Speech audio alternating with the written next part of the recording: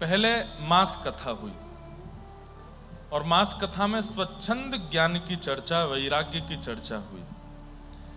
महाराज जी की इच्छा हुई कि एक बार हमको श्री जी का प्राकट्य सुनना है, तो गत वर्ष 7 दिन का श्री जी का चरित्र हुआ और अब श्री जी के आने के बाद और कोई आ ही नहीं रहे हैं दत्त धाम में, केवल रसिक जन आ रहे हैं। नंददास, कृष्णदास, सूरदास, कुंभन दास और आज हितरवंश महाप्रभु। सबके देखिए तिथियां भी बीच में पड़ रही हैं। श्रीमद वल्लभाचार्य जी का प्रकट दिवस भी मध्य में आया। तब यहां नहीं थे, तब अहिल्यानगर में थे, लेकिन महाराष्ट्र में ही मानो जैसे सब रसिक जन आए हैं। और अब रसिक शेखर 1 तारीख को राधारमण लाल जी भी आ रहे हैं। बुद्ध पूर्णिमा श्री गोपाल भट्ट जी के प्यारे लाडले श्री राधारमण लाल जी का प्राकट्य दिवस भी है। आप हर दिन उठा करके देख लीजिए, एक एक महापुरुष का प्रादुर्भाव। ये वैशाख की तिथियां कितनी पवित्र हैं, सब हुए हैं। ठाकुर भी प्रकटे हैं। 30 तारीख को नृसिंह चतुर्दशी है। उस दिन नृसिंह भगवान खम्भ भेदन करके प्रकट हुए प्रहलाद जी के लिए। भक्त और भगवान सबरे इसी महीना में प्रकट हो रहे हैं, जिस समय पे हम लोग श्री दत्त धाम आए हैं। भक्तमाल जी की कथा में भाव आता है कि श्री नाभा जी ने सबसे पहले 24 अवतारों को प्रणाम किया, भगवान के 24 अवतारों को वंदन किया, और फिर 24 अवतारों को भजने वाले जितने भी भक्त हैं वो सब उनके चित्त में आते गए और उनकी वो रचना करते गए। लेकिन लिखते लिखते श्री नाभा जी के मन में आया, गुरुदेव वृंदावन के भक्त मेरे चित्त में क्यों नहीं आ रहे हैं? सब आ रहे हैं लेकिन व्रज के भक्तों का चिंतन नहीं हो रहा है। तब श्री अग्रदास जी महाराज कहते हैं, क्योंकि तुमने श्री जी का वंदन नहीं किया है। 24 अवतारों को वंदन किया तो जिनको भजा उनके सबरे उपासक आ रहे हैं, और श्री जी के उपासकों को जब तक नहीं बुलाओगे तब तक कैसे होगा? इसलिए पहले श्री जी को वंदन करो। और तब अग्रदास जी ने नाभा जी के लिए, मतलब चेला के लिए, गुरु जी ने श्री जी को प्रणाम किया। सुंदर पद है, 2 पंक्ति सुना देते हैं।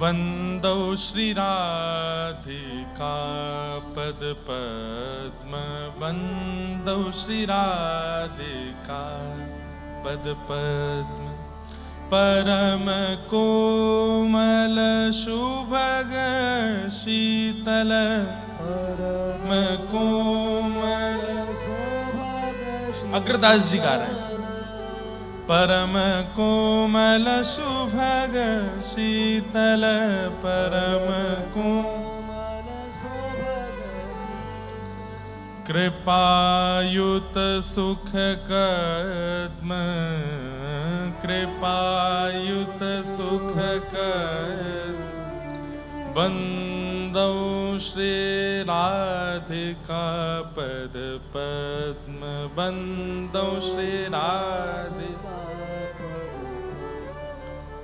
रसिक जन जीवन समूली, रसिक जन जीवन समूली, अग्रसर वस सदम बंदौ, अग्रसर वस सदम बंदौ, राधिका पद पद्म बंदौ, राधिका। और जैसे अग्रदास जी ने श्री किशोरी जी को वंदन किया है, दूर बैठे नाभा जी जो भक्तमाल की रचना कर रहे थे, अचानक ही चित्त में किशोरी जी का प्रादुर्भाव हुआ और किशोरी जी के पीछे से 3 आचार्य आपके सन्मुख आए। सबसे पहले हितरवंश महाप्रभु, फिर स्वामी श्री हरदास जी महाराज और श्री हरिराम व्यास जी।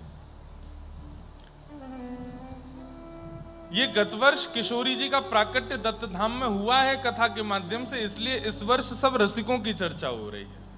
नहीं तो रसिक जन कहां जामे, कहीं ना जामे, जहां श्री जी ना वहां रसिक कैसे जा सके। इन सब रसिकों का आगमन यहां हो रहा है दत्त धाम में। कथा आपको लग रहा होगा कि हम कथा कह रहे हैं, शब्द सुना रहे हैं, केवल अक्षर बोल रहे हैं, नहीं, ये सब रसिकाचारी यहां आ रहे हैं। और आज तो बड़ी कृपा करके श्री गोदावरी जी भी आ गए।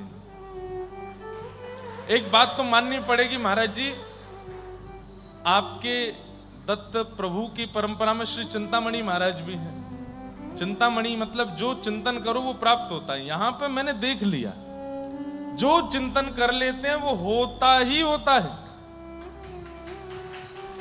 अब परसों हमने कह दिया कि भाई झूला का पद गा देते हैं, वर्षा हो चाहे नहीं हो, बरस ही गए। भले ही बादल नहीं थे आकाश में, लेकिन 4 बूंद गिरी, लेकिन गिर गई। और कल बरस रहे थे आकाश से मेघ। मन में तो आ रही थी, ठाकुर जी कितनी चीटिंग करते हो आप। तो ठाकुर जी कह रहे होंगे, बोले तेने कही बरसनो है, यो नहीं कि झमझम बरसो, बादल ही बादल रहे। अब कह देते हैं बादल कर दो खूब सारे, क्योंकि धूप रहती है तो दत्त धाम वाले बहुत मारते हैं छक्के, बादल होती है तो हमारे छक्के पड़ते हैं फिर। लेकिन अब तो कृपा हो गई है, महाराज जी वृंदावन को जिताने में लगे हैं और हम दत्त धाम को। कल भाई हाथ पांव दुख गए मेरे मारते मारते, फिर भी नहीं जीते।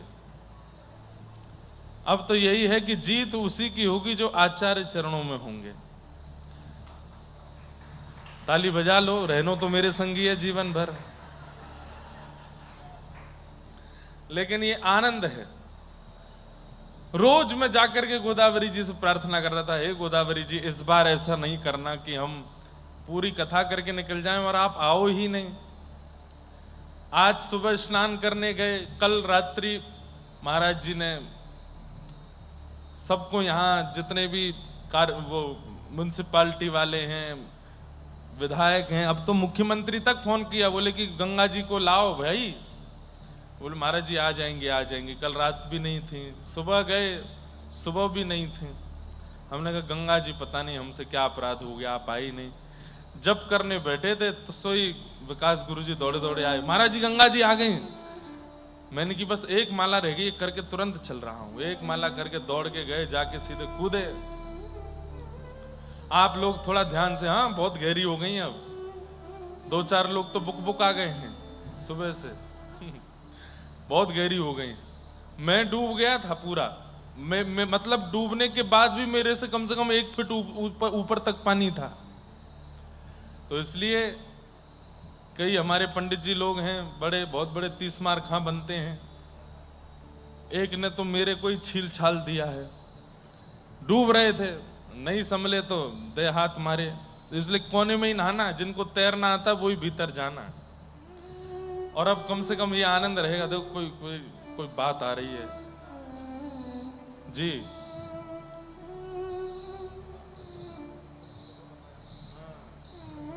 वाह वाह वाह वाह वाह। अब सार्वजनिक तो नहीं बता रहा अभी मैं। कल रात में जब मैं सिड्डी पे बैठा था, आप में से कितने लोग बैठे थे? हाथ ऊपर करना। महाराज जी लगभग सबको पता है।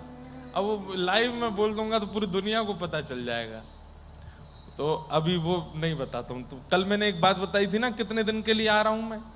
हाँ बस बोलो नहीं। उस संकल्प से प्रसन्न होकर के गंगा जी आई हैं, महाराज जी कह रहे हैं।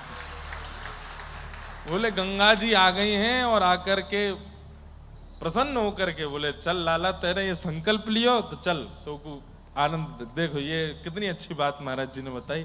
और वो संकल्प पूरा होके रहेगा, चाहे जैसे भी होके रहेगा। हम महाराज जी एक पंक्ति गाते हैं कभी कभी, आपके लिए और दत्त प्रभु के लिए गा दें। छोड़ेंगे हम न दर तेरा, इकरार कर लिया, दिल में न जाने सदगुरु रंग भर दिया। तूने हाथ जिसका थामा बंदा बना प्रभु का। तूने हाथ जिसका थामा बंदा बना प्रभु का। जिस पर हुई तेरी नजर समझो के तर गया वो।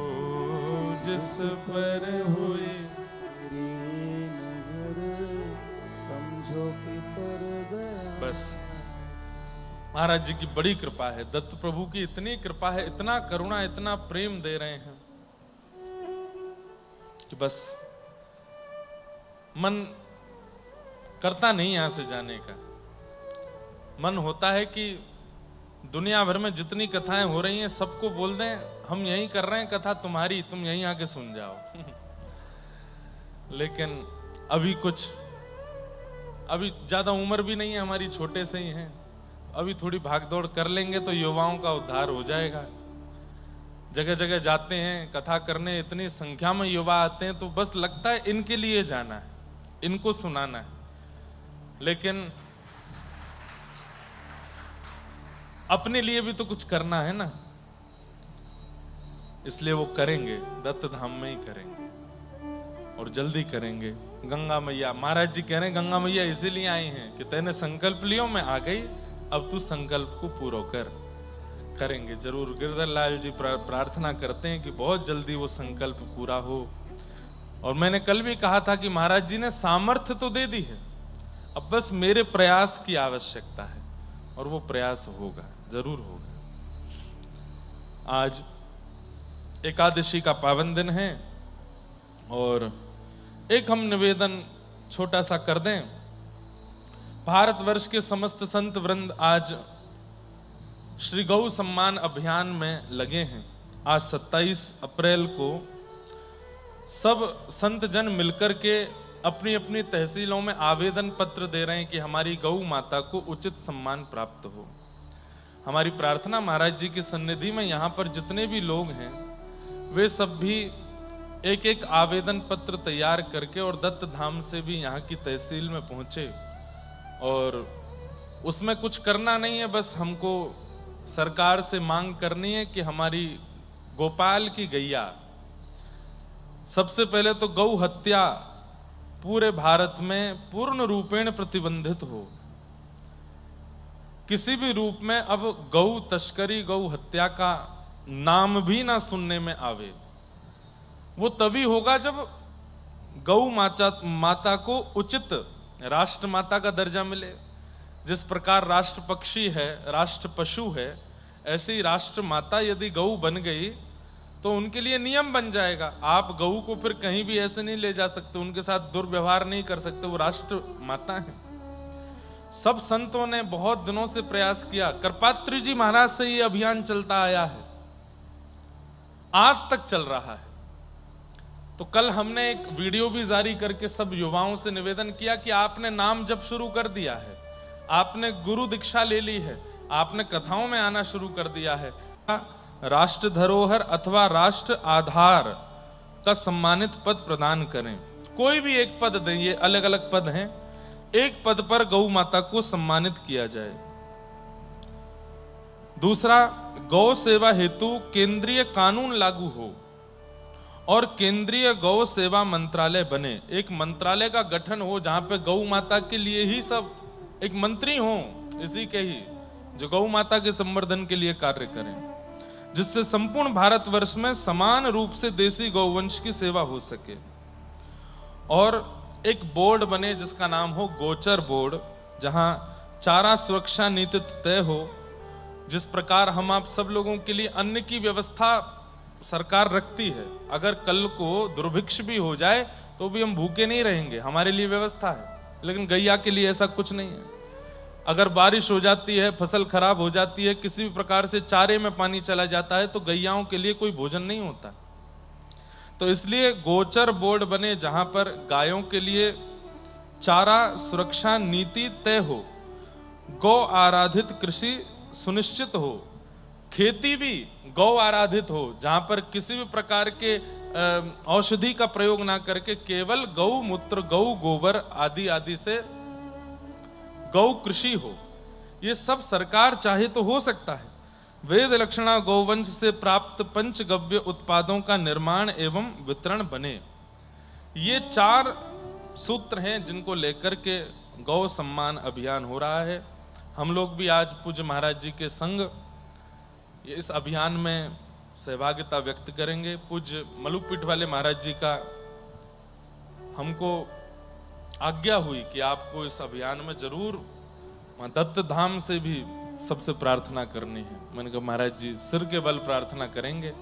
तो आज इतने सारे लोग यहाँ जुड़े हैं और जो लोग भी लाइव देख रहे हैं, कुछ जाएगा नहीं आपका, केवल एक पत्र लिख करके उसमें उचित गौ माता के लिए जो आपके भाव हैं अपनी तहसील में जाकर के जमा कीजिए। इसके पश्चात हम 3 महीने तक प्रतीक्षा करेंगे। तो अप्रैल अभी चल रहा है, मई जून जुलाई, 27 जुलाई को अगर सरकार की तरफ से कोई 3 महीने के अंदर इस पर प्रक्रिया नहीं होती है तो फिर सब संतजन किसी भी प्रकार का कोई अनशन नहीं होगा, किसी भी प्रकार का कोई और जो लोग करते हैं हड़ताल आदि, ये सब कुछ नहीं होगा। बहुत प्रेम पूर्व, हम सब वैष्णव हैं, हम लोगों को ज्यादा लड़ाई झगड़े में सुख नहीं मिलता।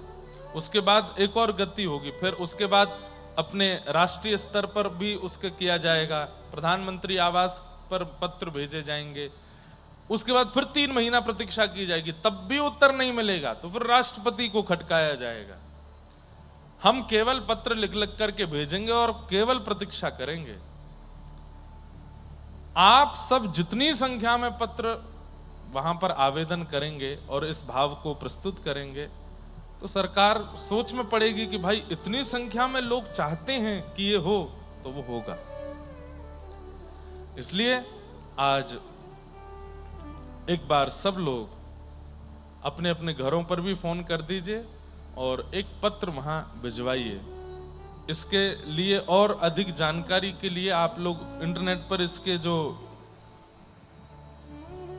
गौ सम्मान आह्वान अभियान ऐसा डाल करके इसकी पूरी जानकारी ले सकते हैं। वहां पर कुछ नंबर वगैरह भी हैं, उन पर आप मिस कॉल करके वहां से व्हाट्सएप पर जुड़ के आगे की सब गतिविधियों से जुड़ सकते हैं। ठाकुर जी ऐसी कृपा करें कि इस साल की जन्माष्टमी आवे उससे पहले पहले ठाकुर जी की प्यारी गौ माता राष्ट्र माता बने, ऐसी प्रार्थना है। हम सब श्री दत्त प्रभु को प्रणाम करते हुए उनके पीछे ही विराजमान हैं गैया मैया, और श्री दत्त प्रभु से भी प्रार्थना करें गोदावरी जी में आज एक गोते भी लगावें, पर ये आवेदन जरूर पहुंचाना है और उसमें निश्चित ये भाव रखना है कि हमारा आवेदन पहुंचे। जितनी संख्या में आवेदन पहुंचेंगे सरकार को उतना भार पड़ेगा इस कार्य को करने के लिए, और ये कार्य हो जाए तो हमारी पीढ़ियों के जो संत हैं, करपात्री जी महाराज आदि आदि सब संत कितने प्रसन्न होंगे हमारे इस भाव से। तो आज एकादशी के पावन अवसर पर ये शुभ कर्म करना है, गौ माता के लिए एक रक्षा का भाव जागृत करना है। आप सब लोग सोशल प्लेटफॉर्म्स यूज करते हैं, व्हाट्सएप पर, फेसबुक पर, इंस्टाग्राम पर, जहां पर भी आप सब लोग हैं सब जगह डालिए, एक वीडियो बना करके डालिए एक, और उसमें सब अपने राष्ट्रीय सरकार को, अपने प्रांत की सरकार को टैग करिए और उनसे प्रार्थना कीजिए बड़े प्रेम भाव से, रोष में भर के नहीं, प्रेम भाव से कि हमारी गौ माता को राष्ट्र माता बनाओ। ऐसा आप सबको करना है आज और जरूर करिएगा, ऐसी हमारी प्रार्थना है। अवधूत चिंतन श्री गुरुदेव दत्त। आज हितरिवंश महाप्रभु का भी चरित्र हम थोड़ा सा सुनेंगे। नंददास जी का चरित्र पहले विश्राम कर देते हैं। तो नंददास, कल हम लोगों ने बड़े प्रेम भाव से सुना कैसे नंददास जी पर कृपा उनके गुरुदेव की हुई।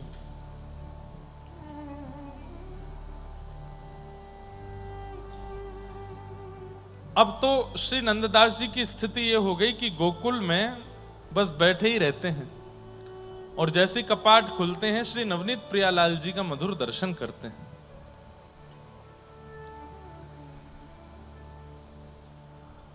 एक दिन सुबह सुबह का समय था, मंगला, और मंगला में गोसाई श्री विट्ठल नाथ जी ने जैसे ही कपाट खोले हैं और कहा, नंददास क्या अनुभव हो रहा है, क्या दिख रहा है? तभी दिखता है कि श्री नंददास जी को प्रत्यक्ष ठाकुर जी का अनुभव हो रहा है। पहले भी प्रत्यक्ष ठाकुर जी तो दिखे थे, लेकिन आज जिस रूप में दिख रहे हैं वो अद्भुत है।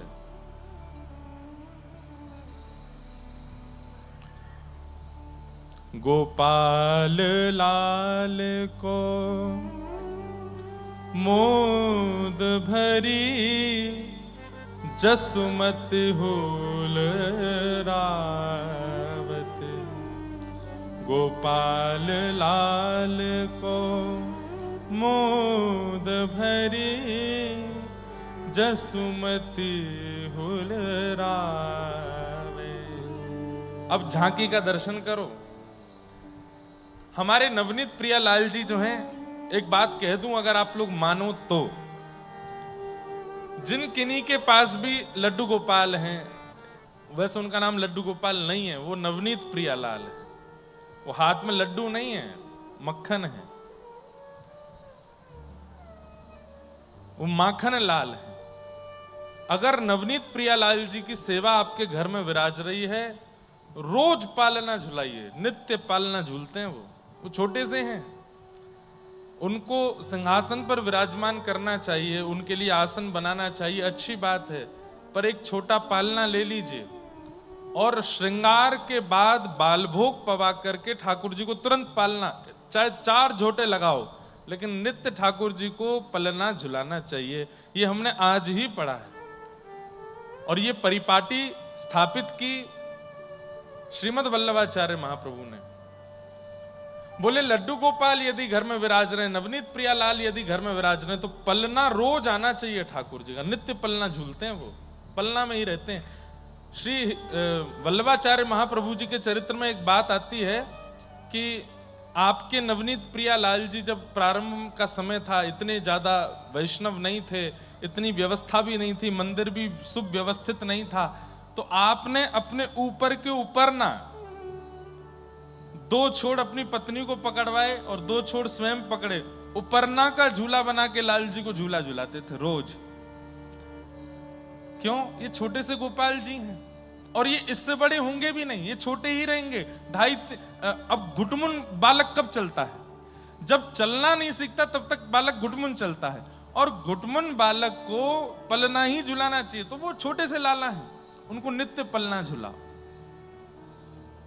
तो जिनके घर भी लड्डू गोपाल विराज रहे हैं, आज हम इस बात को आपसे निवेदन करके कहते हैं, एक पलना ले आइए, रात्रि में शयन बिस्तर पर कराओ, सेज पर कराओ, सुबह श्रृंगार गोद में बैठा के करो, बालभोग आसन पर बैठा के करा दो, पर बालभोग के बाद फिर लाल जी को पलना में बिठाओ और उसके बाद थोड़ी देर पलना झुलाओ, ठाकुर जी को पलना झुलाओ।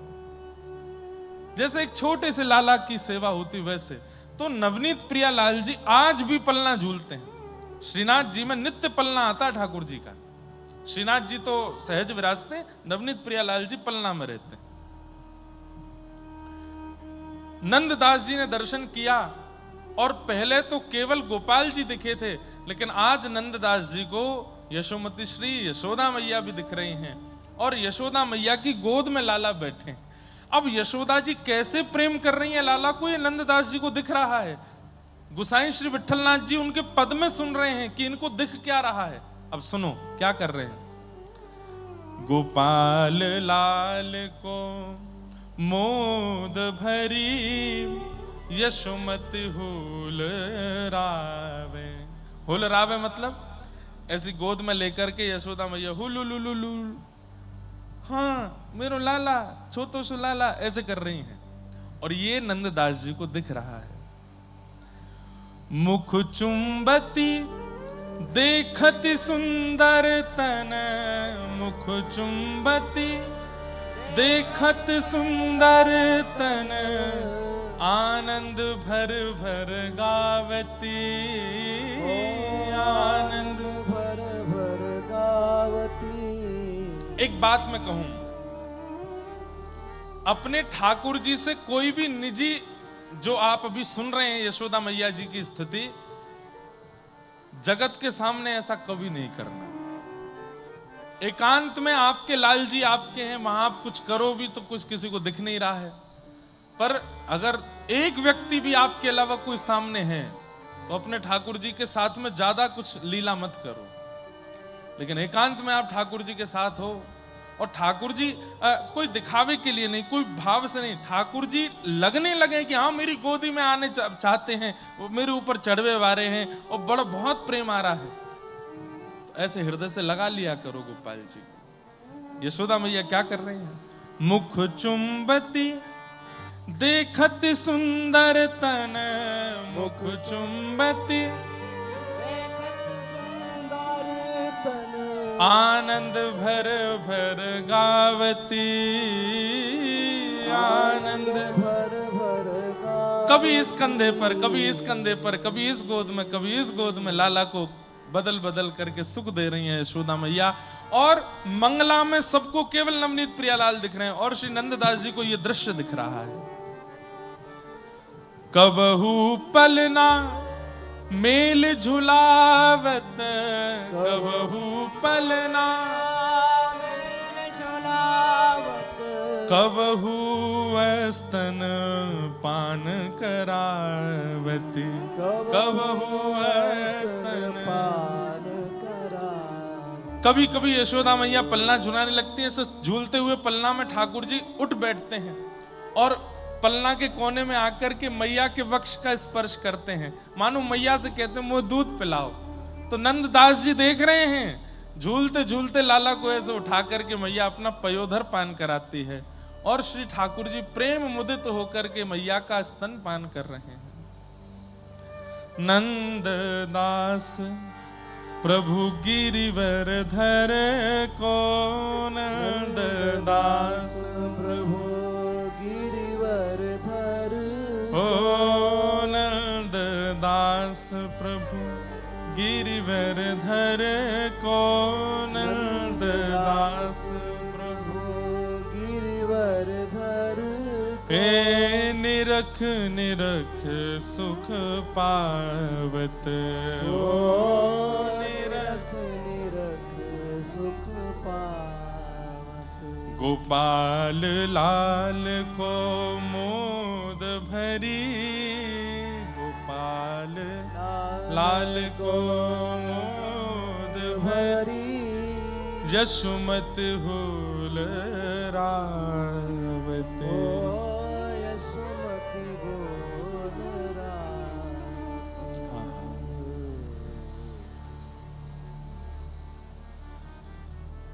नंददास जी इस भाव को देख रहे हैं, और श्री गोसाईं विठलनाथ जी के नेत्र सजल हो रहे हैं।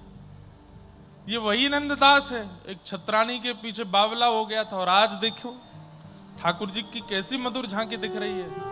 बंधुओं, साधन से बहुत कुछ प्राप्त होता है, नियम से बहुत कुछ प्राप्त होता है, व्रत अनुष्ठान से बहुत कुछ प्राप्त होता है, लेकिन कई बार साधन ना भी किए जाएं, व्रत अनुष्ठान नियम ना भी किए जाएं, केवल गुरु आप पर रीझ जाए तो साधन का फल, अनुष्ठान का फल, नियम का फल, व्रत का फल सब गुरु की प्रसन्नता से प्राप्त हो जाता है। वो खुश हो जाएं बस आपसे, आपको देख के मुस्कुरा जाएं, रीझ जाए गुरु आप पर, सब दे देता है। कुछ नहीं था नंददास जी के पास, लेकिन केवल गोसाई श्री विठलनाथ जी खुश हो गए, इन पर रीझ गए। और अब देखो वो दिख रहा है जो सोचा भी नहीं था, जो विचार भी नहीं आया था। इस प्रकार श्री नंददास जी नित्य दर्शन करते थे ठाकुर जी की मधुर झांकी का। आज गोसाई श्री विठलनाथ जी ने आपसे कहा चलो नंददास। बोले कहां? बोले तुम्हें दर्शन कराने ले चलते हैं गोवर्धन श्रीनाथ जी के। अभी तक गोकुल में थे, तो आप अपने गुरुदेव के साथ श्री गोवर्धन गए, और जैसे ही गोवर्धन पहुंचे गिरिराज जी में जाकर के आपने मधुर श्री गोवर्धन नाथ जी का दर्शन किया। उसी समय छीत स्वामी जी का एक पद आपके मन में झंकृत होने लगा। कल हम लोग छीत स्वामी जी का चरित्र सुनेंगे। कितने हो गए अभी तक? सूरदास, कृष्णदास, कुंभनदास, नंददास, अब 4 और बचे हैं। तो कल से जिनका चरित्र हम सुनेंगे, श्री छीत स्वामी, छीतू पंडा उनका नाम था। उनका एक पद है बहुत सुंदर। जिस समय आप गोवर्धन पहुंचे थे उस समय गौचारण बेला हो रही थी। वो पद मुझे मिला नहीं है कि इस पद की पूर्ति की है फिर नंददास जी ने। और श्री छीत स्वामी जी का पद चल रहा है। आगे गाय पाछे गाय, आगे गाय पाछे गाय, आगे गाय पाछे गाय, आगे गाय पाछे गाय। इत गाय उत गाय, इत गाय उत गाय, गोविंद को गायन में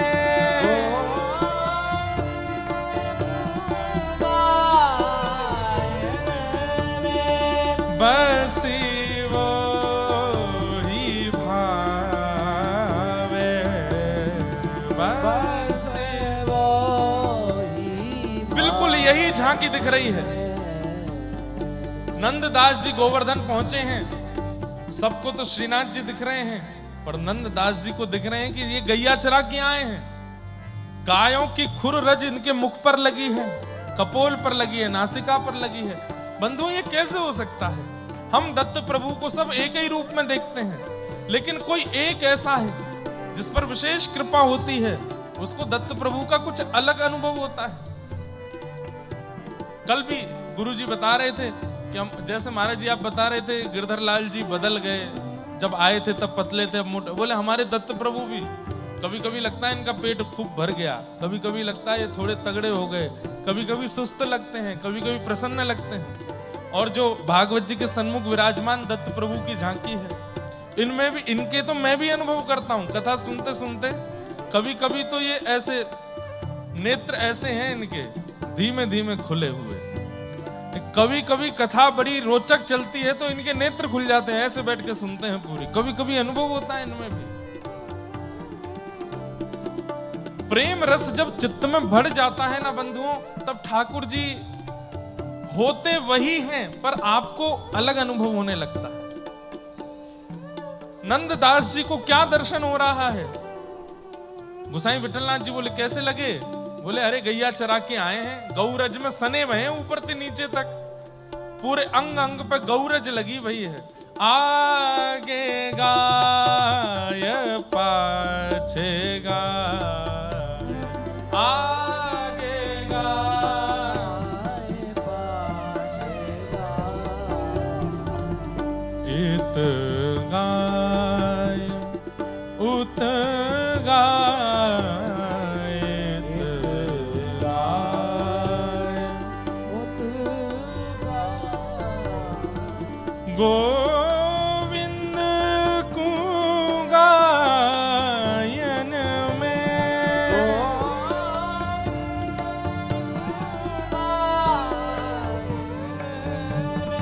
बसी वो ही भावे, बस वो ही भावे। हे गायन सो ब्रज छायो, सो ब्रज छायो। वैकुंठ बिसरायो,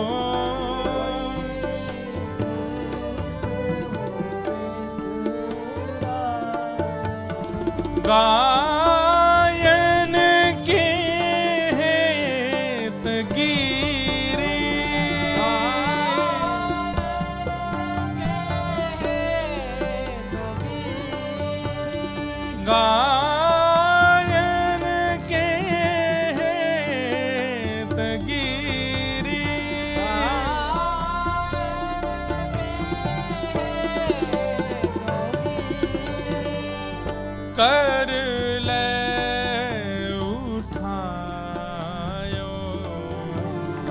कर ले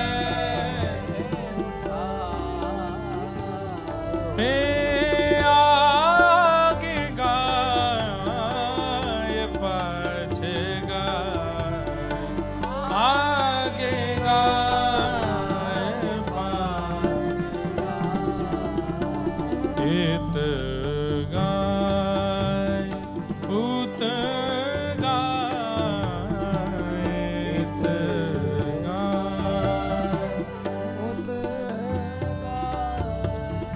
गोविंद को गायन में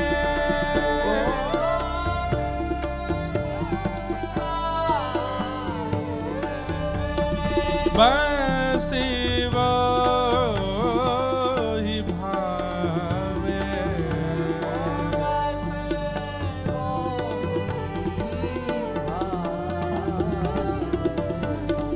छीत स्वामी गिरधारी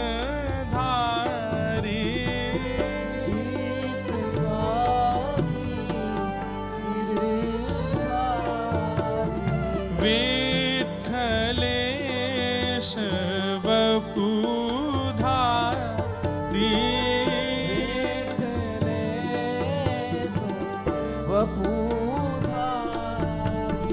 वारिया को भेष धरे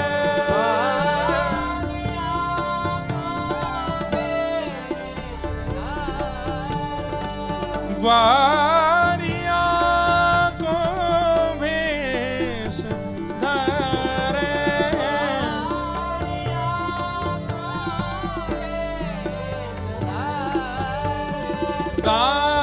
गायन में आवे गायन हे आगे गाय पाछे गाय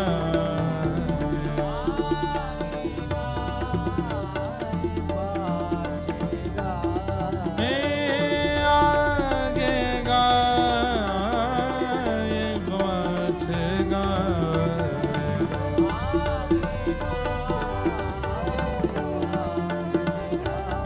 हे आगे गाय हे आगे गाय हे आगे गाय पाछे गाय।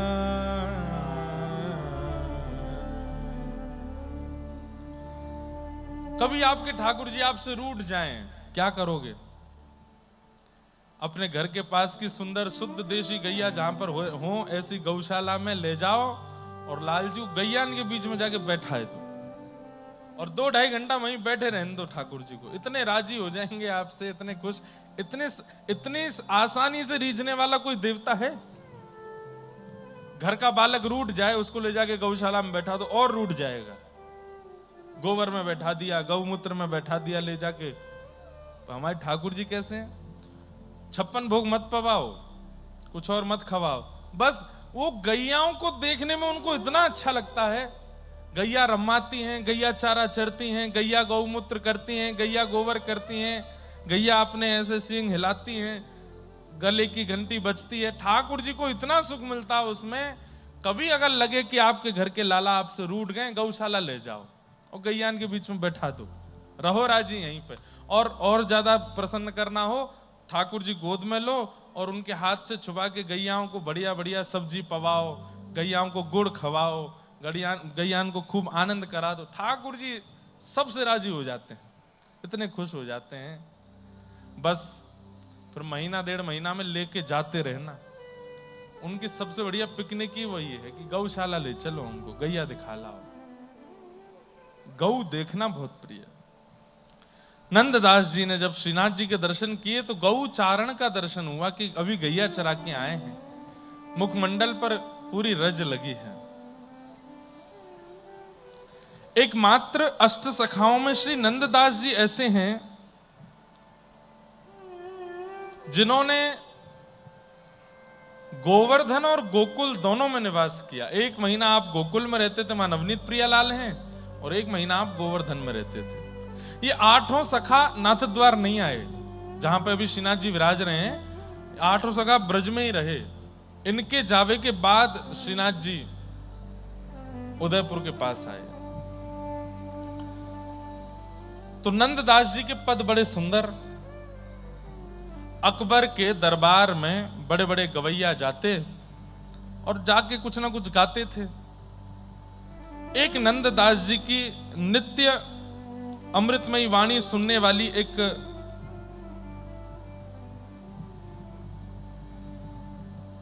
गायिका थी। उसका गायन अकबर को बहुत प्रिय लगता था। वो अकबर के दरबार में एक दिन नंददास जी का पद गा रही थी।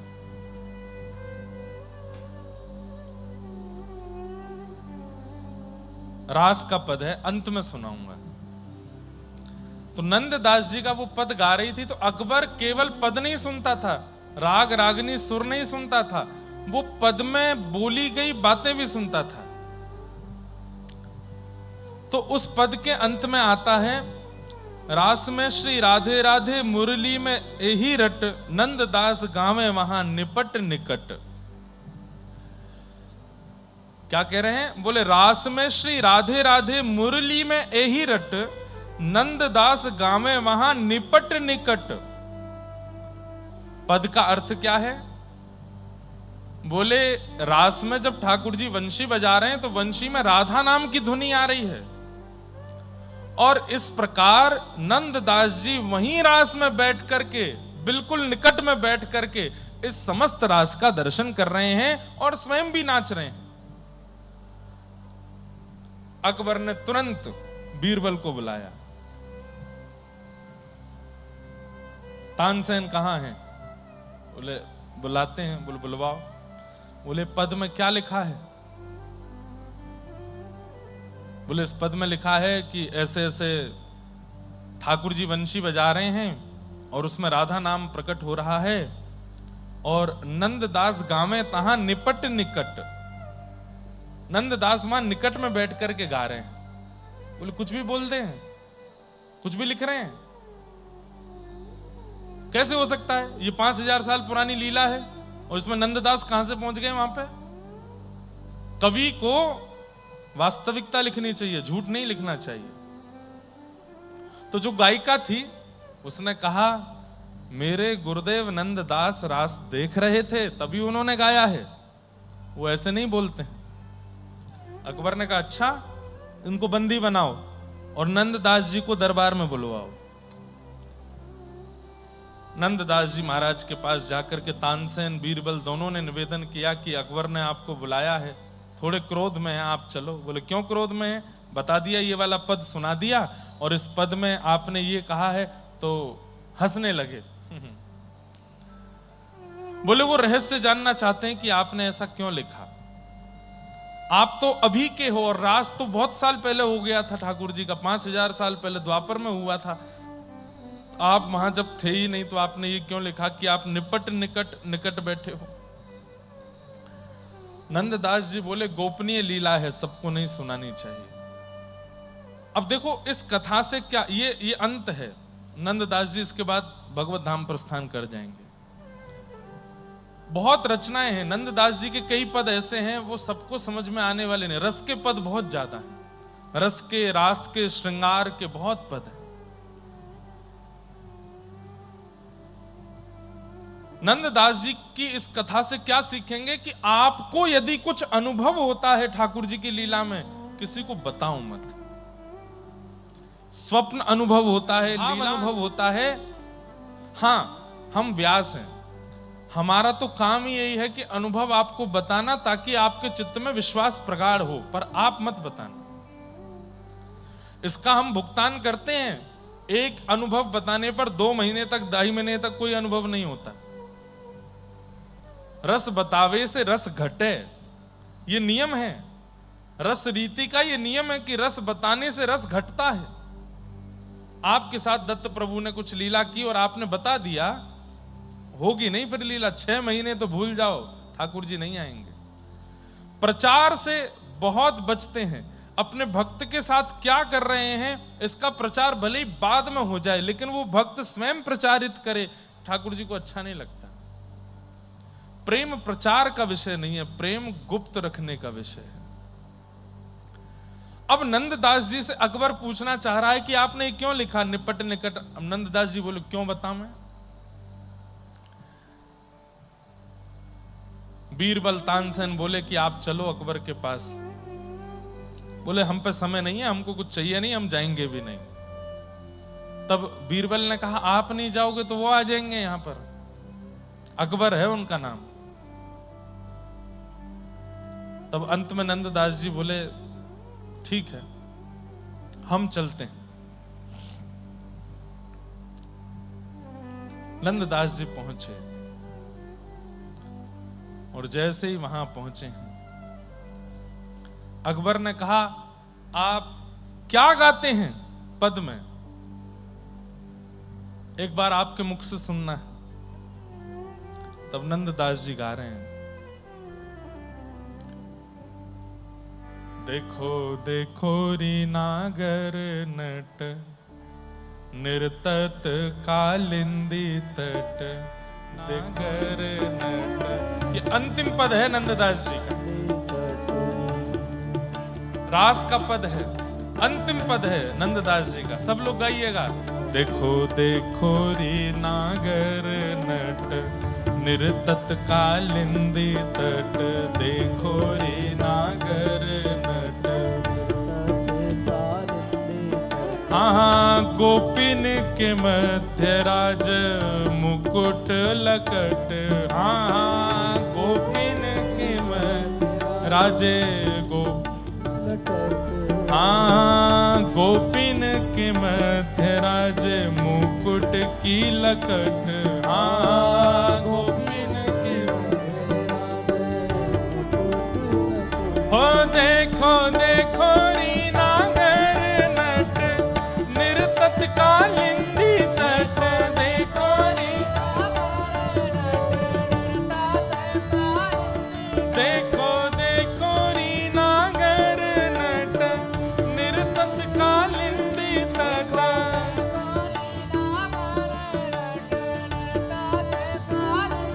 हाँ गोपिन के मध्य राज मुकुट लटक, हाँ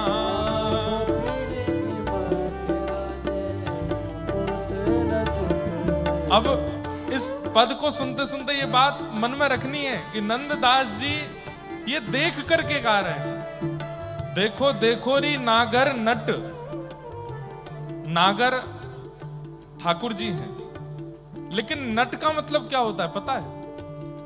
नट कहते हैं मंच पर आकर के प्रस्तुति करने वाले लोग जो आकर्षित करते हैं उनको नट कहा जाता है। एक प्रकार से कह दिया जाए तो क्या नट का क्या व्याख्यान करें? आकर्षक करने वाला, जिसको मंच पर देख करके सब आकर्षित हो जाते हैं, ऐसा उसको नट कहते हैं। एक प्रकार से एक्टर। लेकिन ठाकुर जी कौन है? नटवर, आकर्षित करने वालों में भी सर्वश्रेष्ठ हैं। देखो देखो री नागर नट निर्तत कालिंदी तट, यमुना के तट पर नाच रहे हैं। गोपिन के मध्य राजे मुकुट की लटक, मुकुट ऐसे नीचे झुका हुआ है और मध्य मंद ठाकुर जी नृत्य कर रहे हैं गोपियों के मध्य में, और श्री नंददास जी उसका दर्शन कर रहे हैं। देखो देखो री नागर नट निर्तत कालिंदी तट,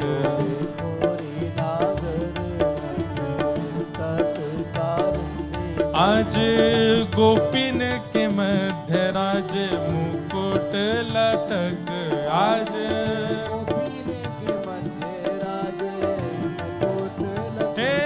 देखो देखो री नागर नट निर्तत कालिंदी तट,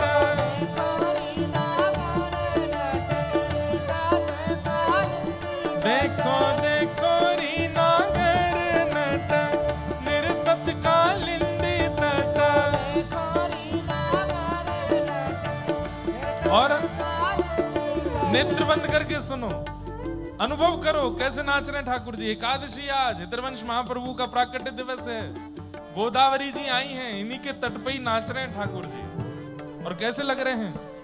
काछनी किंकिनी कटी पीतांबर की, काछनी किंकिनी कटी पीतांबर, काछनी किंकिनी कटी पीतांबर की, काछनी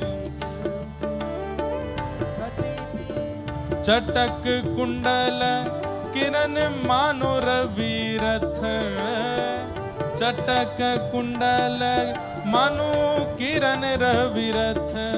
हाँ चटक कुंडल किरण मानो रवि रथ हो, चटक कुंडल मानो रवि को।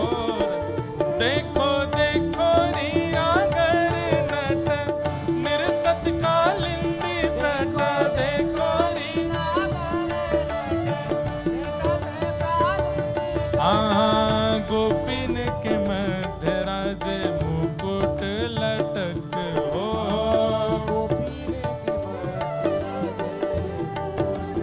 हे देखो देखो री नागर नट निर्तत कालिंदी तट।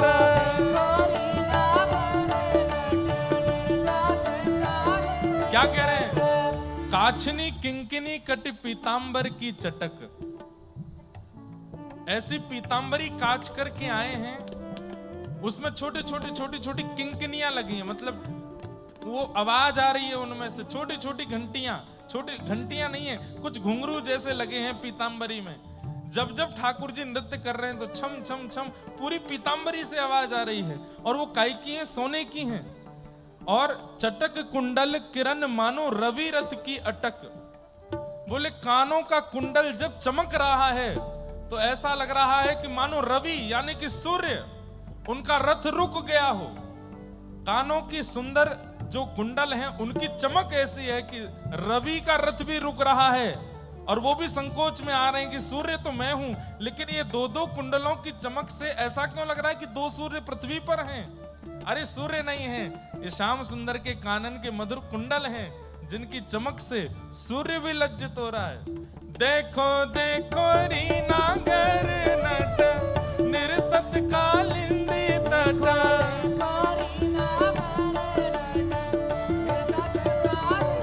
हाँ गोपिन के मध्य राज मुकुट लटक हो।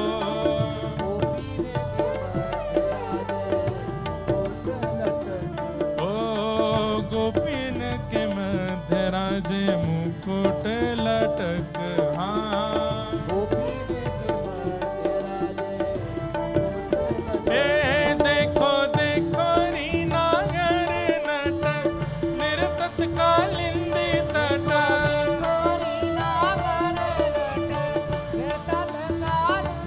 ए तत थई ताता थई शब्द उद्घट है, तत थई ताता थई।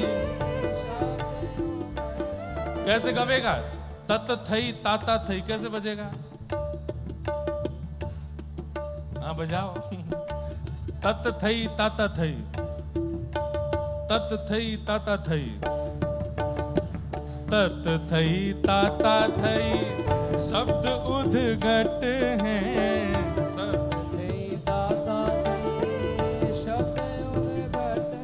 हाँ उरप तिरप गति लित मान पद की, उरप तिरप गति लित।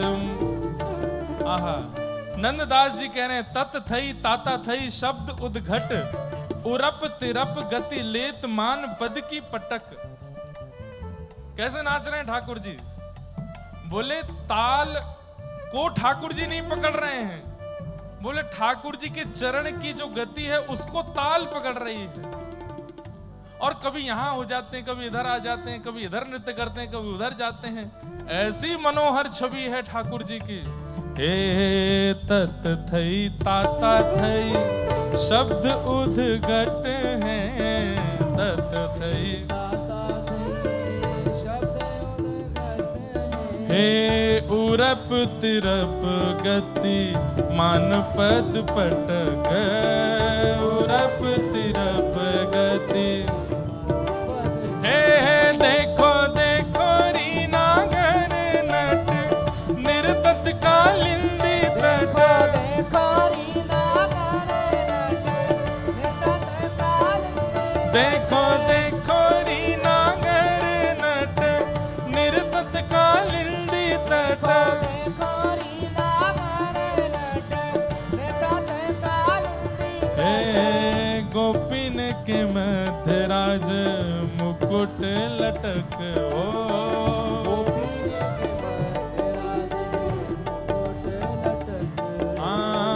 गोपिन के मध्य राज मुकुट लटक, ओ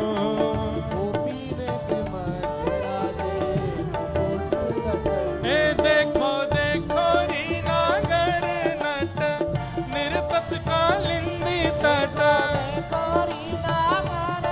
बोल रास राशेश्वर भगवान की।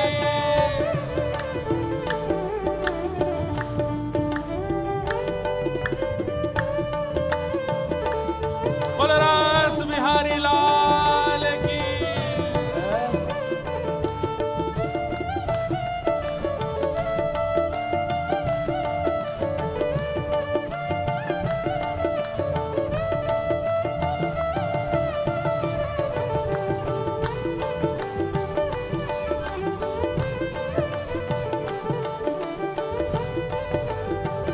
श्री राधा वल्लभ लाल की।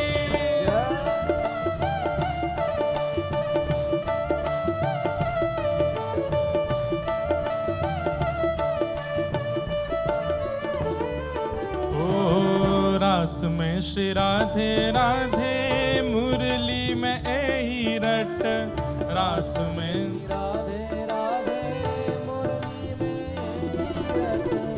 रास में श्री राधे राधे मुरली में एही रट, रास में श्री ओ नंद दास गावे ताहाँ निपट निकट, ओ नंद दास गावे प्यारे नंद दास गावे ताहाँ निपट निकट, हो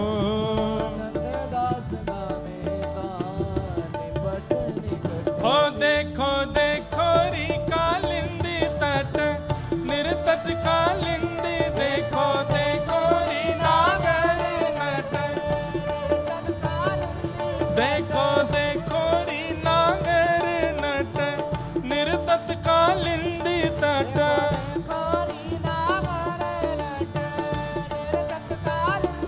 ओ गोपिन के मध्य राज मुकुट लटक,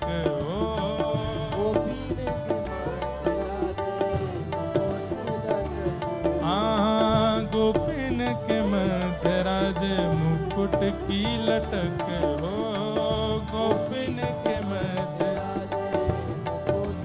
हे देखो देखो री नागर नट निर्तत कालिंदी तट,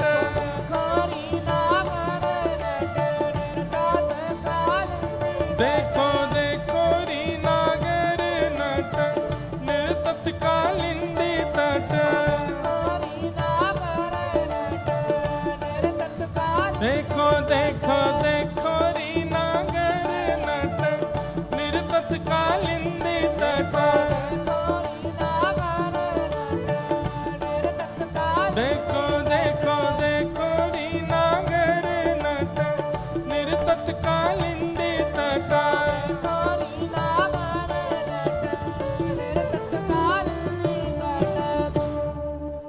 बोल रास राशेश्वर भगवान की। नंददास जी ने ये पद गाया, राजा झूम तो गया, लेकिन मैं यही तो पूछना चाह रहा हूं, आपने ये क्यों कहा नंददास गावे तहां निपट निकट?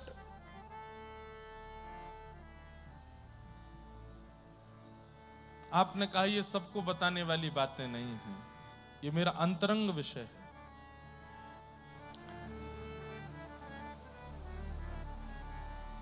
दौड़ करके अकबर रूप मंजरी नाम की दासी थी नंददास जी की, जो पहले गा रही थी, उसके पास जाकर के बोले तुम्हारे गुरु नंददास आ गए हैं, वो मुझे बता नहीं रहे, मैं उनसे हट पूर्वक पूछना नहीं चाहता हूं, तुमसे कह रहा हूं, तुम बता दो मुझे, नहीं तो मुझे कोई और तरीका उनके साथ करना पड़ेगा। अगर अपने गुरु के प्रति पूर्ण श्रद्धा रखती हो तो उन पर कोई आंच ना आवे, तुम बता दो ये ऐसा क्यों कह रहे हैं। नंददास गावे तहां निपट निकट। रूप मंजरी ने तुरंत नेत्र बंद की और वहीं पर अपनी श्वास त्याग दी, प्राण त्याग दिए वहीं पर ही। क्यों? अंतरंग भाव है। अकबर इतना योग्य नहीं कि उसको इतनी गूढ़ बात बता दी जाए। वैद्य आए, रूप मंजरी को देखा तो वो तो प्राण निकल गए, लौट करके बाहर गया, नंददास जी से जाकर के बोला तुम्हारी शिष्या रूप मंजरी, उससे मैं पूछने गया, उसके तो प्राण निकल गए। नंददास जी मुझे बहुत व्याकुलता हो रही है, मैं बहुत तड़प रहा हूं इस बात को जानने के लिए, और मुझे फिर कोई और तरीका अपनाना पड़ेगा। ये क्या कह रहे हैं आप? जब आप निकट नहीं थे तो आपने क्यों कहा कि आपने निकट से देखा है उस रास को? नंददास जी मंद मंद मुस्काए और नेत्र बंद करके अपने ठाकुर जी का स्मरण किया, और श्री नंददास जी ने भी वहीं प्राण त्याग दिए। अकबर को बताया ही नहीं कि निपट निकट कैसे पहुंचे। शोकातुर हो गया पूरा व्रजमंडल जब पता चला कि महाकवि श्री नंददास इस प्रकार राजा के सन्मुख प्राण त्याग दिए। उनका शव लाया गया। गोसाई श्री विठलनाथ जी बड़े भावुक हो गए। आज तो नवनीत प्रियालाल ठाकुर जी भी भावुक हैं, मंदिर के लाला भी भावुक हैं कि मेरे प्रिय नंददास चले गए, और मेरे सन्मुख जाना चाहिए था, कहीं और चले गए। तब सबने गोसाई श्री विठलनाथ जी से पूछा कि ऐसा क्यों हुआ, क्या बात थी? बोले अपने चित्त की बात किसी को बतानी नहीं चाहिए। ठाकुर जी से रसिक प्रीतम हित चित्त की बातें और काऊ सो मत कहिए, बस गिरधारी जी सो कहिए। नंददास जानते थे कि ये जबरदस्ती बैठा करके पूछेगा, अभी तो केवल इसका भाव पूछेगा, अन्य पदों में मैंने और भी भाव कहे, फिर सबके बारे में पूछेगा। इसको पता चल जाएगा कि मुझे ठाकुर जी का अनुभव होता है, तो फिर ये भी कहेगा मैं तुम्हारे हाथ पैरों में हथकड़ी बांध रहा हूं, मुझे भी दर्शन कराओ। बात बहुत आगे तक जाएगी। अपने चित्त की बात इसको बतानी नहीं है, इसलिए नंददास जी ने प्राण त्याग दिए। हम लोगों को देखो, हमारे साथ कुछ नहीं होता तो हम दुनिया भर की बातें बना बना के लोगों में बोल देते हैं, हमारे संग ये अनुभव हुआ, ये अनुभव हुआ, ऐसा हुआ, ऐसा हुआ। नहीं बताना है। नंददास जी के चरित्र का अंत यही बता करके जा रहा है कि ठाकुर जी की नित्य लीला का अनुभव करना चाहते हो तो उसको कभी बहुत हो जाए तो केवल गुरु से कह सकते हो और किसी से नहीं। अगर किसी पत्नी को हो रही है तो पति को भी ना बतावे, पति को होती है तो पत्नी को ना बतावे, बच्चों को होती है तो माता पिता को ना बतावे, माता पिता को तो बच्चों को नहीं बतावे, मित्र यार दोस्त किसी को नहीं बताना है। जो अनुभव होता है अपने तक रखो, प्रसन्न रहो, फूलो मत उसमें। नंददास जी बोले प्राण त्यागना मंजूर है, लेकिन अकबर को यह नहीं बताएंगे कि हमको ठाकुर जी की लीला कैसे दिखती है। और मोहन पिय की मुस्कनी ढलकनी मोर मुकुट की, सदा बसो मन मेरे फरकनी पियरे पटकी। ये अंतिम पंक्ति गाई नंददास जी ने। मोहन पिय की मुस्कनी ढलकनी मोर मुकुट की। चार बातें हैं इसमें। मोहन पिय की मुस्कनी, लाला की मुस्कान, और ढलकनी मोर मुकुट की। ढलकनी मतलब ढलान, गिरा हुआ मोर मुकुट ऐसे नीचे को।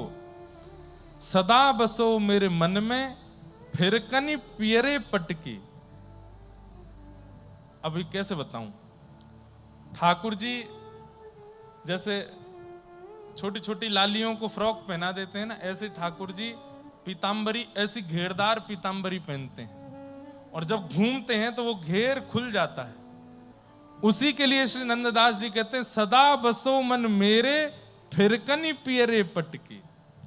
वो पीला जो पीतांबरी ठाकुर जी फिरकनी वाला पहनते हैं वो सदा मेरे मन में रहे। और बस यही चिंतन करते करते बिना अकबर को उत्तर दिए अपने ठाकुर जी का स्मरण करते हुए अपने चित्त में उस भाव को गुप्त रख करके श्री नंददास जी भगवत धाम को प्रस्थान कर गए। बोलो भक्त वत्सल भगवान की। नंददास जी का चरित्र प्रारंभ भी विचित्र है और अंत भी अटपटाई है, लेकिन नंददास जी के पद बहुत प्यारे हैं, बहुत सुंदर हैं और अधिकतर सारे पद इन्होंने प्रिया प्रियतम के नित्य विलास के ज्यादा गाए हैं। ऐसे श्री नंददास, उन्हें हम बारंबार प्रणाम करते हैं, बारंबार वंदन करते हैं और बस यही प्रार्थना करते हैं कि श्री नंददास सदा इसी भाव में रहें। देखो देखो रे नागर नट निरतत कालिंदी तट, देखो रे नागर नट निरतत कालिंदी तट। गोपिन के मध्य राजे मुकुट की लटक, गोपिन के मध्य राजे देखो देखो री नागर नट निरतत कालिंदी तट।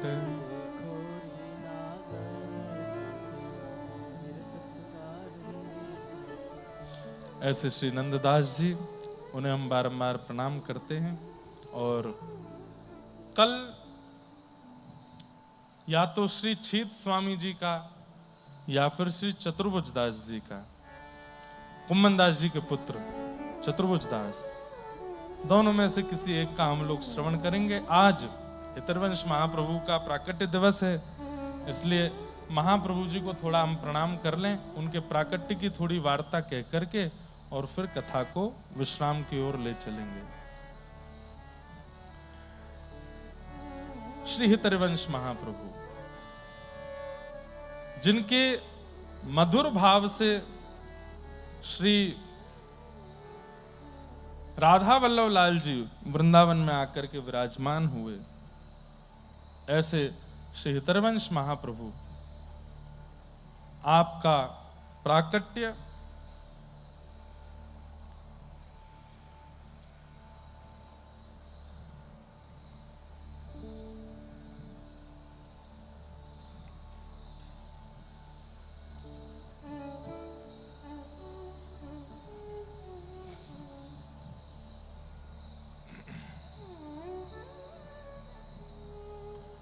देवबन नाम का एक स्थान है,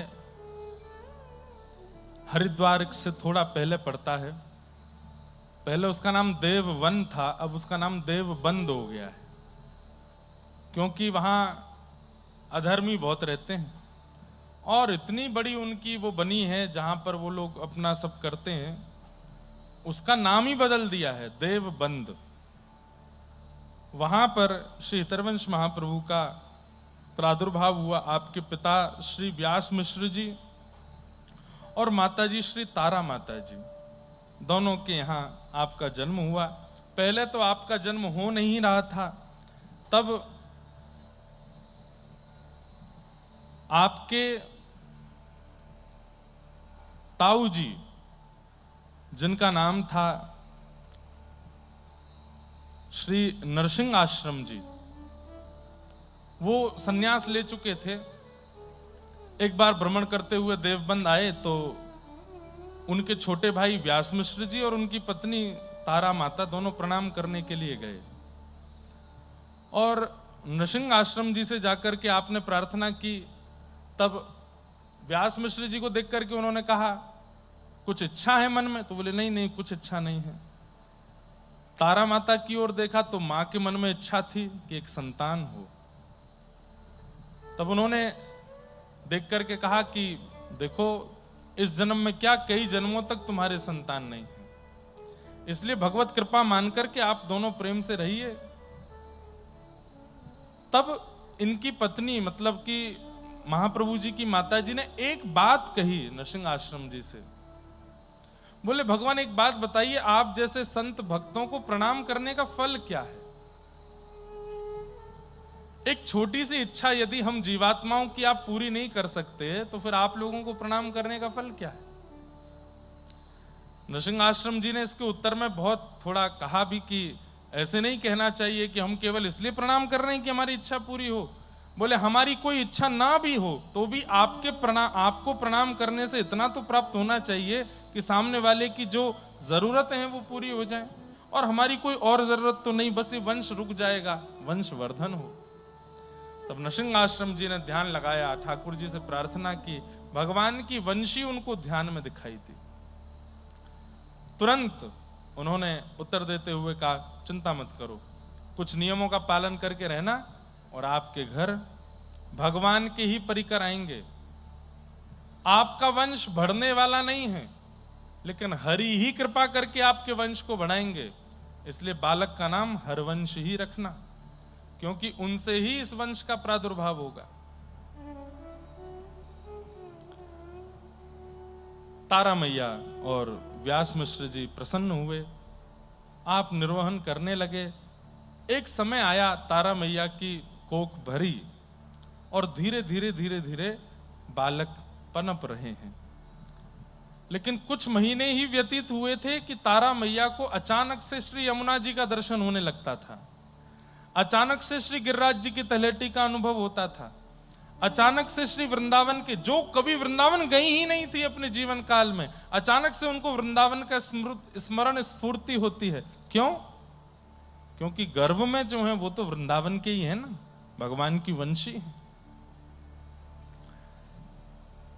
आपने व्यास मिश्र जी से प्रार्थना की कि मुझे वृंदावन का अनुभव होता है चित्त में। व्यास मिश्र जी बोले हम कभी वृंदावन तो गए नहीं, फिर वृंदावन का अनुभव कैसे होता है? बोले अब ये नहीं पता, बस मेरा मन है कि एक बार वृंदावन ले चलूं। अरे देवी, इस अवस्था में, इस स्थिति में कैसे लेके चलूं? अभी तो तुम्हारा हिलना डुलना उठना बैठना भी मना है। बोले बस कैसे भी ले चलिए, मैं व्याकुल हो रही हूं, मुझे नहीं पता ये क्या हो रहा है मुझे, पर मुझे वृंदावन जाना है।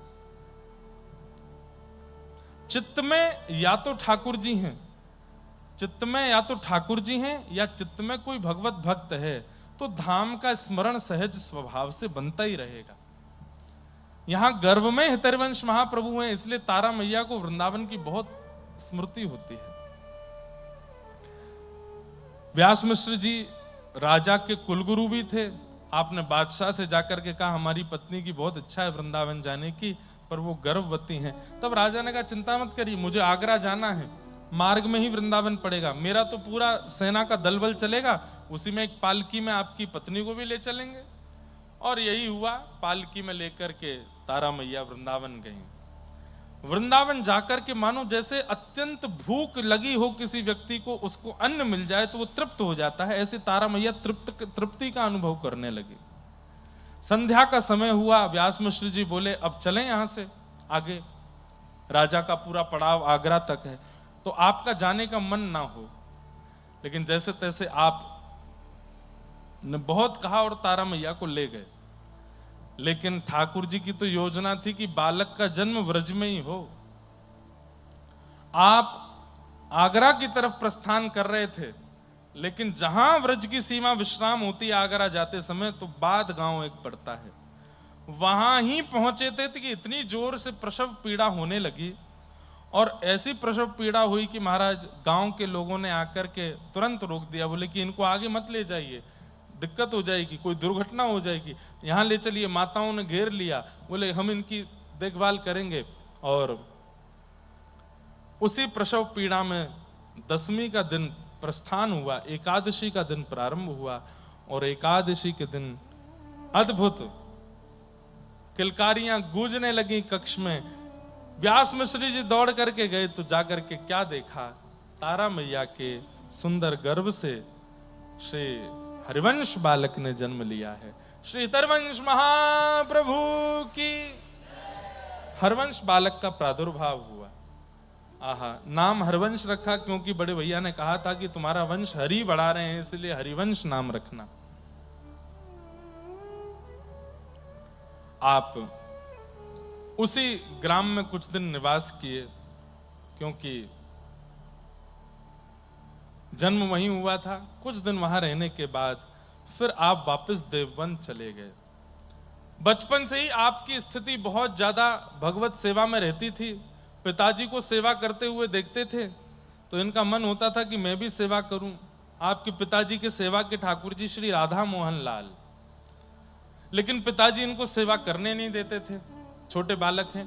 तो आप जाते और घर के बाहर आंगन में और बगीचे में 2 युगल वृक्ष दिख जाते, तो एक को ठाकुर जी मानते, एक को श्री जी मानते, उनका श्रृंगार करते और उन्हीं की आरती पूजा करते। पिताजी मंदिर में तो सेवा करने नहीं देते, तो युगल वृक्ष को ही प्रिया प्रियतम मान करके उनकी सेवा करते। आपकी सेवा स्वीकार कैसे होती थी? युगल का श्रृंगार करते, श्रृंगार के बाद भोग लाते, तो भोग कैसे लाते? वन में जाकर के फलों का ही भोग ले आते और ला करके दोनों युगल वृक्षों के सामने धर देते। इनके पिताजी खिड़की में से देखते, हंसते रहते थे, अच्छा है, वृक्षों से ऐसे क्रीड़ा करते, बड़ा हो जाएगा तब ठाकुर जी की सेवा देंगे।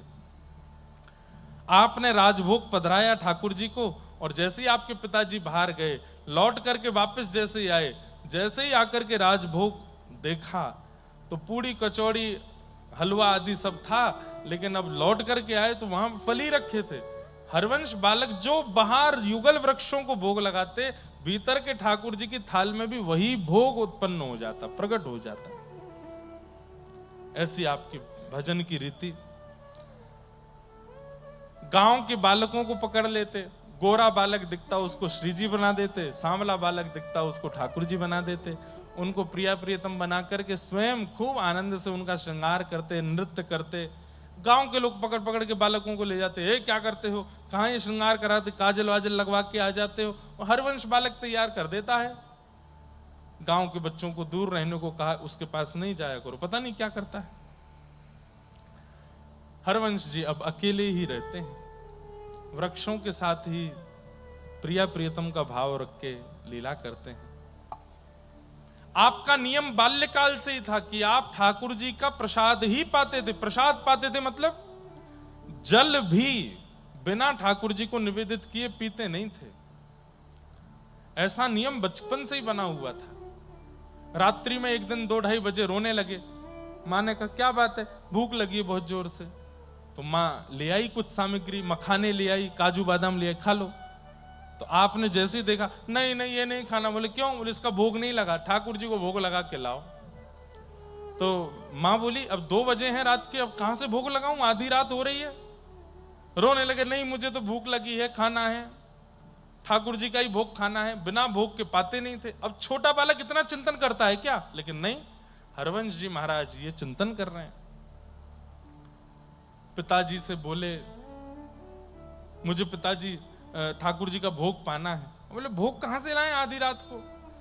तो राधा मोहन प्रभु जो अंदर विराजमान थे मंदिर में, दोनों ठाकुर जी उठ गए और ठाकुर जी किशोरी जी से कह रहे हैं, हरवंश बालक रो रहा है, भूख लगी है, प्यास लगी है, हमारा चरणामृत और हमारा अधरामृत ही वो पान करता है, क्या करें?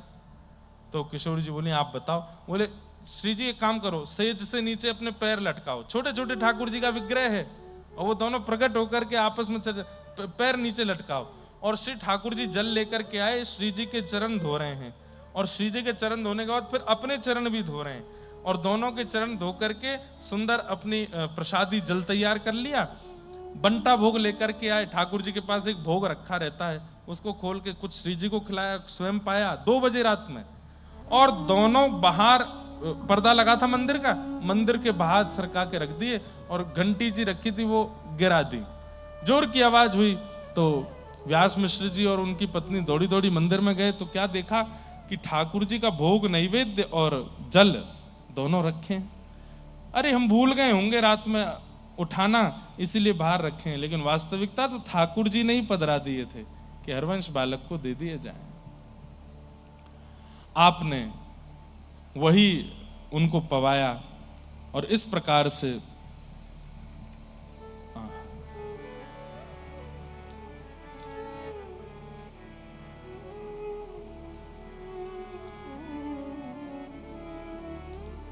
आपका भाव चलता रहा।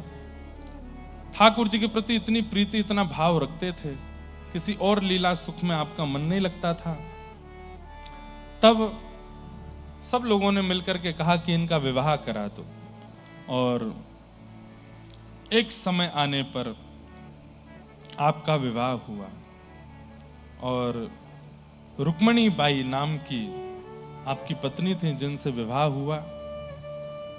ब्याह के बाद अब और अद्भुत कि आप भी प्रेम भक्त थे भगवान के और आपकी गृहिणी भी प्रेमी भक्त हो गई ठाकुर जी की। दोनों मिलकर के ठाकुर जी की मधुर सेवा करने लगे।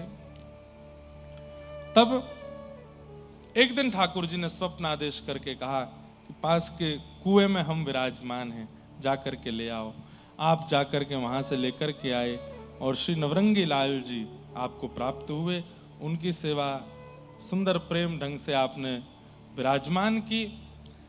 आपके 4 संतान हुई, श्री वनचंद्र जी, कृष्णचंद्र जी, गोपीनाथ जी और साहेब दे। एक पुत्री हुई। कुछ समय बाद किशोरी जी ने आपको मंत्र प्रदान किया और मंत्र प्रदान करके दीक्षा भी आपकी बाल्यकाल में ही हो गई थी। एक दिन किशोरी जी ने दर्शन देकर के आज्ञा दी कि अब आप वन को चलो, वृंदावन को चलो। तब आप अपनी पत्नी और परिवार से आज्ञा लेकर के वृंदावन को चले। रात्रि में एक गांव पड़ा जिसका नाम था चित्थावल। वहां जब पहुंचे तो वहां श्री जी ने पुनः स्वप्नादेश किया कि जिस गांव में आप रुके हैं यहां पर हमारा एक स्वरूप विराजमान है, उस स्वरूप को यहां से लेकर के वृंदावन जाओ। आपने कहा कहां है? बोले आत्मदेव नाम के ब्राह्मण हैं, उनके यहां पर श्री राधा वल्लभ लाल जी विराजमान है। ये आत्मदेव ब्राह्मण ने शिव जी की बड़ी तपस्या की थी और शंकर जी ने प्रसन्न होकर के कहा क्या चाहिए? तो कहा आपके हृदय के जो सबसे प्रिय वस्तु है वो मुझे दे दो। तब शंकर जी बड़े व्याकुल हो गए, बोले मेरे हृदय के सबसे प्रिय तो मेरे घर के ठाकुर जी हैं। बोले आपके घर के ठाकुर जी कौन? बोले श्वेतद्वीप में विराजमान श्री राधा वल्लभ लाल। और श्री महादेव ने वही ठाकुर जी ला करके उनको प्रदान किए थे।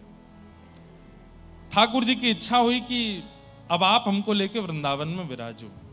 आत्मदेव ब्राह्मण से कह देना उनकी 2 पुत्री हैं, उनसे आप विवाह करो और विवाह करके ठाकुर जी को लेकर के दहेज में वृंदावन जाओ।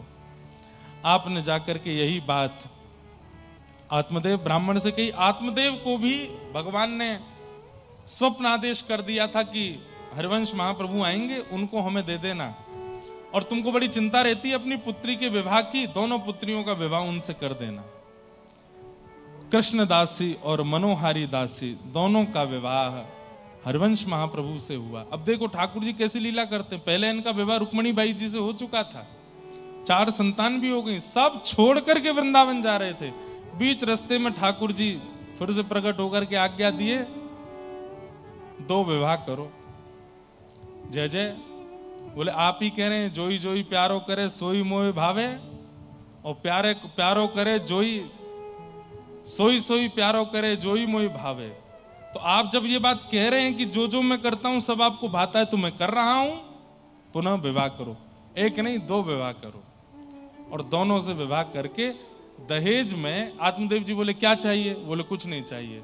तो आत्मदेव जी बड़े प्रसन्न हो गए, उन पर इतना धन था भी नहीं, वो इसी चिंता में थे मेरी बेटी का ब्याह कैसे हो। बोले लेकिन देना है तो एक वस्तु दे दीजिए। बोले क्या? ये ठाकुर जी हमको दे दो। तो आपने राधा वल्लभ लाल जी को उनको प्रदान किया। लेकर के आप वृंदावन पधारे। वृंदावन में जैसे ही आए तो आपने सोचा कहाँ लेकर के जाएं। तो वृंदावन भ्रमण करके आपने ऊंची ठौर मदन टेर आज भी स्थान है। गत वर्ष वहां दिसंबर में 1 दिन का हरिवंश चरित्र कहा था। चरित्र बहुत विस्तृत और बड़ा है। केवल आज महाप्रभु जी का प्राकट्य इसलिए मैं सूक्ष्म में कह रहा हूं और समय भी हो गया है। तो महाप्रभु जी ऊंची ठौर जैसी देखी, तभी सोच लिया, मन में विचार कर लिया कि यहीं श्री राधा वल्लभ लाल जी विराजेंगे। आतुर हित हरिवंश पुकारो, श्री राधा राधा नाम।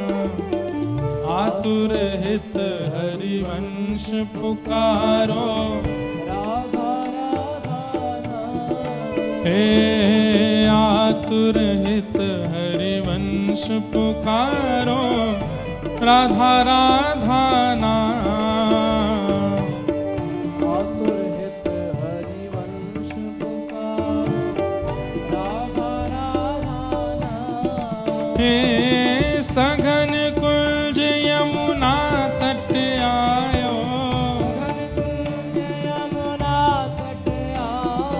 मदन टेर वृंदावन आयो, मदन टेर वृंदावन आयो, ओ प्यारो राधा वल्लभ लाल, वृंदावन